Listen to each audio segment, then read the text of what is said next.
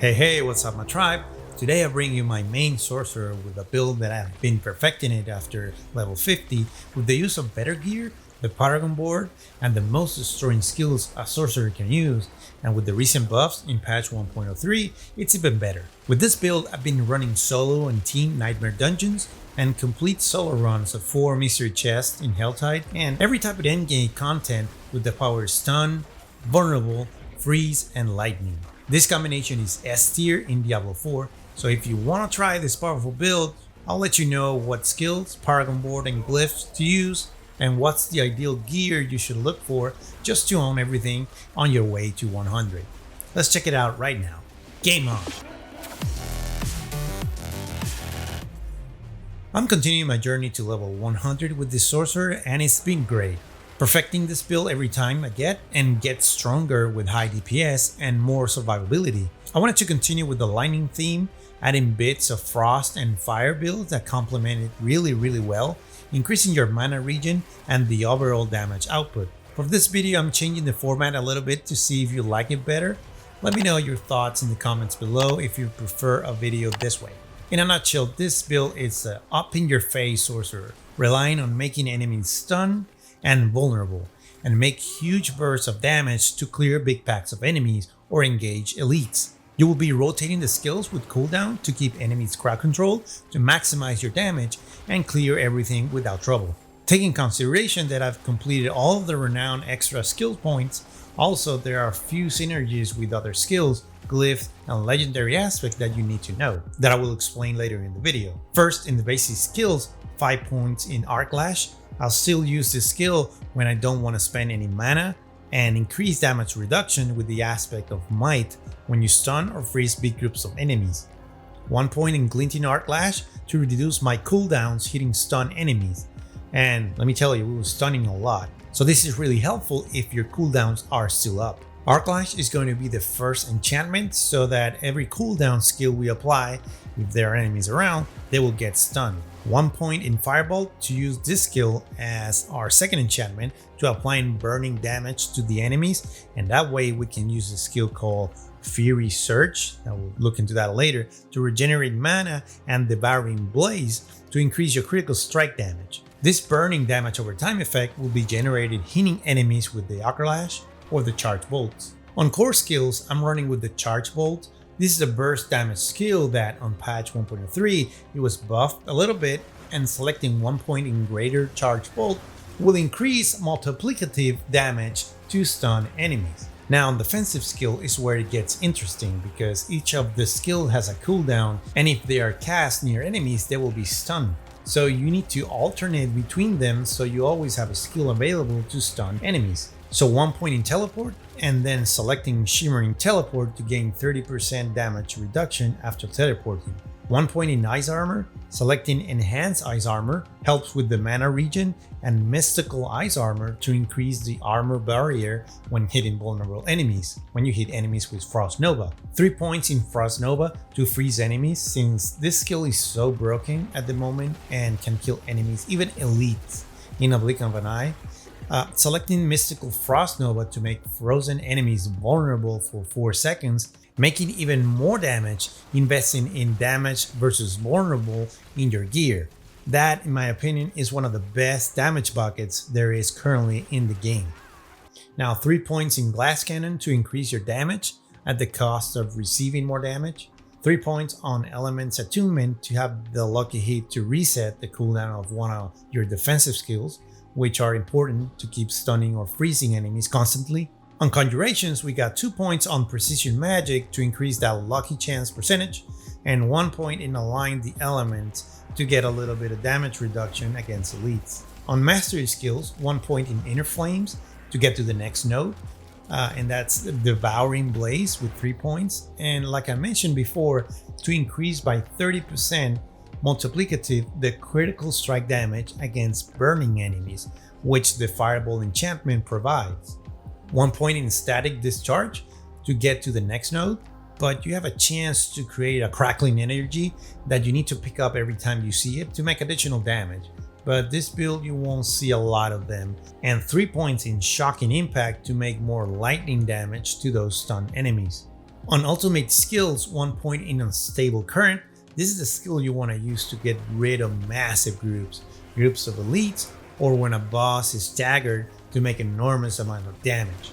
I got 1 point in permafrost to get to the next node of hoarfrost to make multiplicative increased damage to frozen enemies when you use the frozen nova, and 2 points in fury surge to increase that sweet mana regen. 3 points in cursing current to increase the critical strike chance by 3%. The last point is for the Verse Mastery passive to have more damage to close enemies and have less damage taken from them. And if you crit, you can increase the bonuses. So now you know what skills to use. Let's check the Paragon board I'm using to improve your character even more in damage output and damage reduction. I've changed 3 times my Paragon board looking for a way to maximize the damage, and I think this way it's pretty good. If you play with this build and have different results or use different boards, please comment them down below. Please note that I've got the majority of Paragon points via Renown, and my character right now is level 80 at the time I recorded this video, so you should follow the same board path if you have less points. Leave the rare nodes that are far from the glyph socket for later. So on the starter board, you want to take the quickest path to the right, grabbing the rare node Elementalist to do non-physical damage, and increase your max life grabbing maybe 3 magic nodes.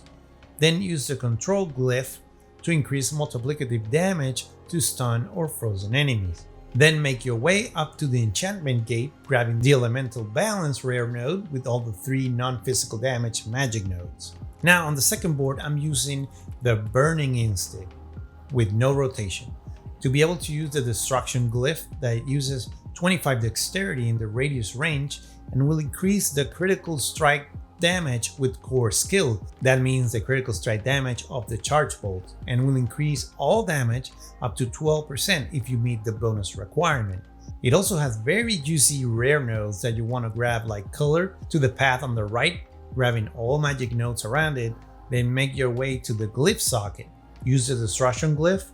In this case, I got the glyph upgraded to 15, but if you don't have it upgraded, you can still get the additional bonus requirement of 25 dexterity. Also, make sure to grab the Smoldering Embers rare node with the magic nodes around it to reduce the damage from burning enemies.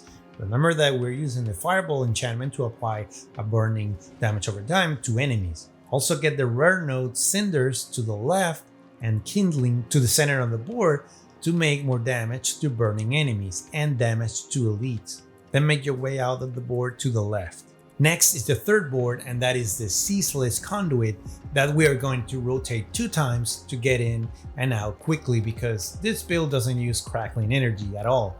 So we're going to use the Exploit Glyph on this one, which is very good since vulnerable damage is one of the most important damage buckets in the game that you need to invest.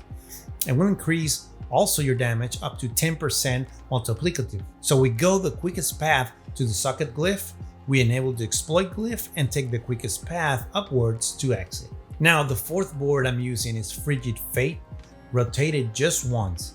I'm using this board to invest more in vulnerable damage and be able to use the Elementalist glyph that will increase all damage by 5% multiplicatively when you do fire, cold, or lightning. And that's exactly what we do with this build. Lightning damage with skills and burning damage over time with enchantment. Also, you want to grab the rare node Oppressive on the left to increase vulnerable damage.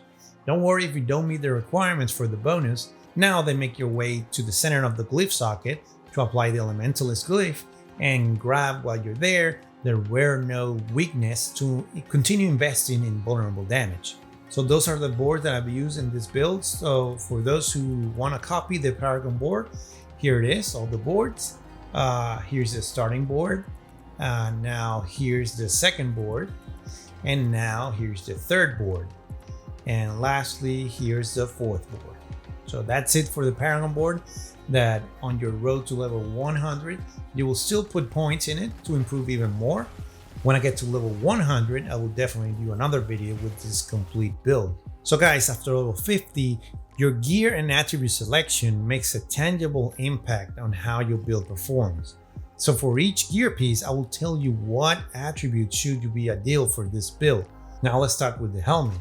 Always try to get intelligence, cooldown reduction, basic skill attack speed, or willpower, or total armor. Use the best quality ruby you can craft in the socket to give a percentage of maximum life. We don't want to be a squishy sorcerer. Now the chest, I recommend 100% that you use the Raiment of the Infinite. That's a unique chest speed for the sorcerer. The legendary aspect that bring is so great that I'm using a low item power piece that I got just to use it. What it does is after you do a teleport, close enemies are pulled to you and stunned. And this is the opener that I do when fighting big mobs of enemies, or just bring them together to stun them or to freeze them with Nova. Again, use the best quality rubies you can craft in the 2 sockets. For the gloves, try to get attack speed, critical strike chance, ranks of charge bolts, and intelligence. Other good attributes are critical strike damage with lightning, critical strike chance against injured enemies, and willpower. For the pants, you want to look for intelligence, total armor, alt stats, and damage reduction. You can also get maximum life and potion capacity. Use the best quality rubies you can craft in the 2 sockets. For the boots, I recommend you use this unique. It's called Isus Heirloom to get that sweet critical strike chance increase depending on your movement speed bonus. But to get that bonus, you want to have the most movement speed in your build. So the only items that can roll movement speed are boots and amulets, so be sure to get them there. Now the amulets has a lot of possible stats, especially for ranks of skills. So the ones I will aim for this build are intelligence, movement speed, of course, of what we talked about the boots, damage reduction, and a rank of a skill like all defensive skills or elemental dominance to increase multiplicative damage with the charge bolt, or hoarfrost to do more damage to frozen enemies, or glass cannon if you like it.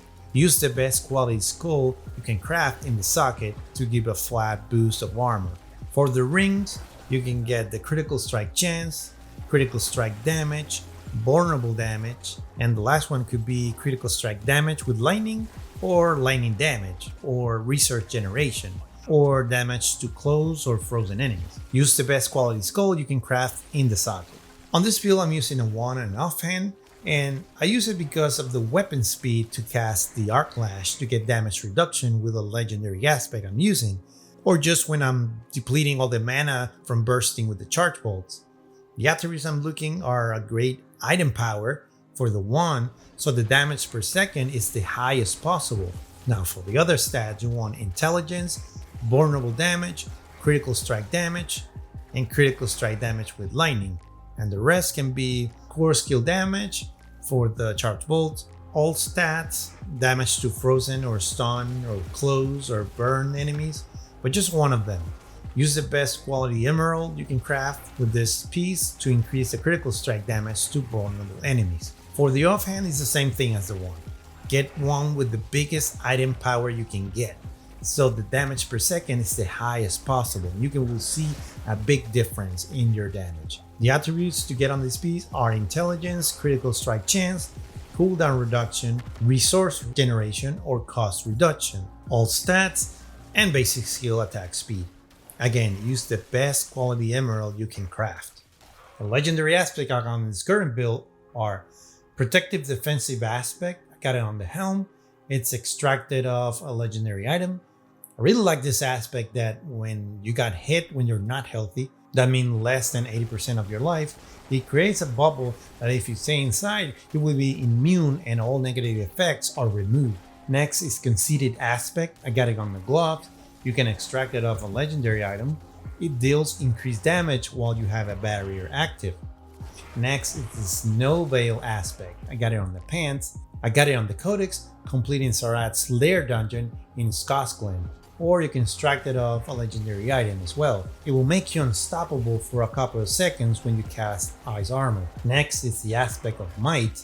I got it on an amulet. With this one, basic skills grant 20% damage reduction.